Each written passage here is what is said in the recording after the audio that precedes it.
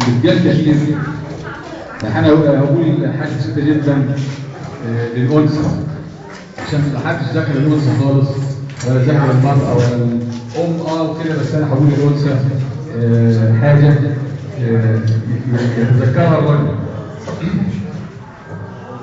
اذا امراه تنامت في مقولتها بانك حبها الاوحد، وانك فارس الحلم، وأنك في الهوى أمجد، وأنك جل غايتها ودونك في الهوى يبعد، فلا تأمن لثريتها ولا تشقى ولا تسعد، فهن البحر أمواجا تجلت في تناقضها كما الفرقد.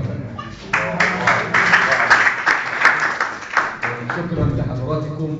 كانت ليلة جميلة بحجم جمال شاعرنا المتألق العظيم الشاعر الأستاذ عبد السلام منصور.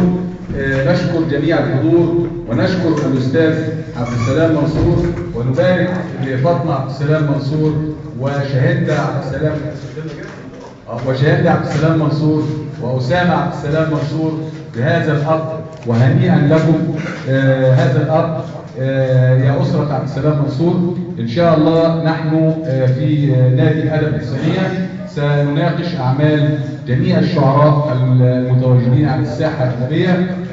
موعدنا في الشهر القادم مع شاعر آخر ونجم آخر يتلألأ في سماء الحسينية. طبتم وطاب ممشاكم وطابت لكم الجنة، وإلى اللقاء.